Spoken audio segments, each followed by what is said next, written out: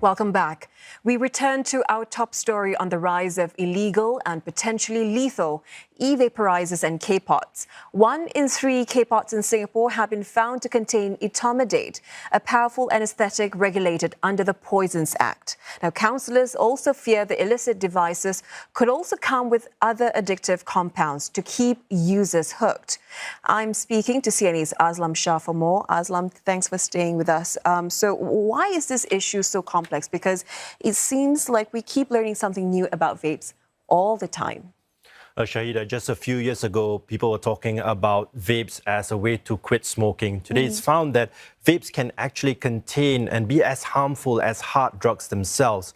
And counsellors are having very little research about and information about what really goes into these devices because they are unregulated, and the manufacturers of these devices will use different types of mixtures and formulas that include hard drugs like ketamine, THC, which is a psychoactive substance found in cannabis, just to keep users chasing the next high. And counsellors also believe that the actual numbers are underreported.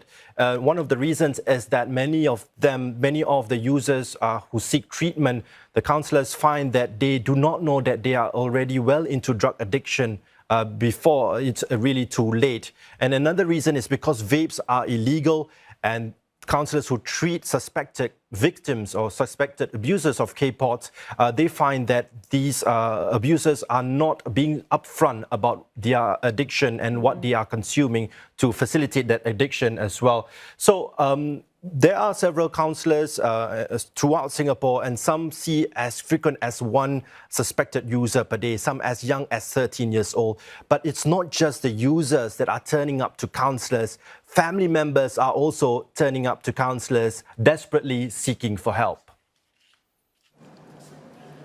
In Singapore, some families are desperately seeking help as Kpod addiction takes hold of their children. What they once thought was harmless vaping has, for some, spiraled into a private crisis, slowly unraveling their homes. The numbers paint a grim picture. At We Care Community Services, Counsellor Alvin has seen a sharp rise in cases. We are seeing an upwards of up to 30 cases a month in terms of Kpods and vape-related issues. So in contrast to last year where this wasn't an issue to begin with, like there was nothing. The youngest we've seen so far is 12, 13 years old. Yeah, and then more commonly we are seeing those around the age range of anywhere 16 all the way up to 30. Families are often blindsided by how addiction silently fractures relationships. Oftentimes loved ones wouldn't understand what is going on because this is covert behavior. Communication starts to take a strain.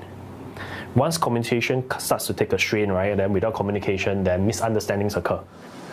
At the National Addictions Management Service, counsellors note that many youths turn to Kpods to cope with the troubles at home, often feeling overlooked or unheard by their parents. There's a lot of relationship issues, relationship strains, and a lot of times, many of them with their busy schedules also, there may be other underlying issues, depression, anxiety. They may be going through some family problem or some problem in school or relationships. We want to understand what are these underlying issues. Because even if you stop Kpod, for example, they can switch on to some other substance. Symptoms can also manifest in various and troubling ways.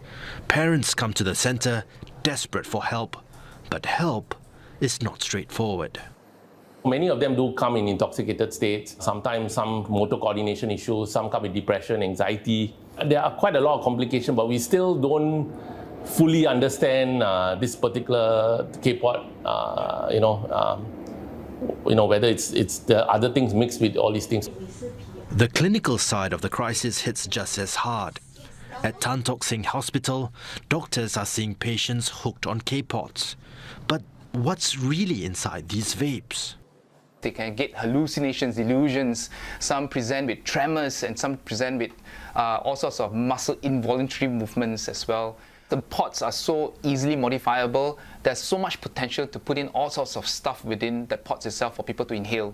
So it could be etomidate today, but in the future we don't know what else can go into those pods. Hi, Counseling sessions like these aim to break the grip of addiction. Nicotine gums and lozenges sometimes help, but Dr. Phua warns research on Kpods is still early, with much left unknown before tailored support can kick in. Even so, Dr. Phua urges those caught in the trap to take that crucial first step. For those who are reluctant and shy to come out to get help, I think the first people that you should really recruit are your friends and families and the people that you trust. And once you're ready, our doors are open. You can walk into any clinics, you can walk into any hospitals, and we are here to really, really help you quit the habit. So Aslam, as you said there, it's not just the users, but families too are coming forward to get help, right? So with all the enforcement ramping up, laws toughening up, why should someone who is addicted feel safe enough to get help, to come forward to get help? Shahida, Singapore's policy to drug abusers who have not committed other offences is to get them the treatment that they need. And they will not have a criminal record. Now, for vapes, they are illegal devices, but authorities are encouraging the public to bin their devices, and this is through a national initiative called Bin the Vape, where bins are scattered throughout Singapore at common spaces, and they are assured that there'll be no tracing to the individual themselves. So they are encouraged to bin safely, and it will be confidential. And for the counsellors, they feel that the conversation should move further beyond just enforcement and to really have a whole of society effort in tackling this issue. And they tell me that, abusers or those who are taking these devices, they should not fear because they are really there to help them get better. We are here to help you quit this habit. We will not report you if you come forward and tell us that you vape, because again, the main idea is to get you to kick this habit so that eventually your process of healing can start. There's no crime in giving a call, asking questions. Nothing is going to happen over the call, right?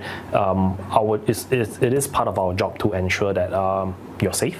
Right, it's part of our job to share with you how our processes work and how they could be beneficial for you. We usually don't get involved with the enforcement. We are treatment people. Even individuals in enforcement, they do encourage those that may have relapsed or slipped. They tell them to go and seek help, get better. For anyone that is struggling, may you be a user, a family member, or a concerned relationship in anyone's life.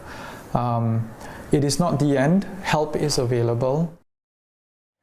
Aslam, thank you so much for coming in tonight for this very important conversation about Kpods and the dangers of vaping. We were just speaking there with CNA reporter Aslam Shah.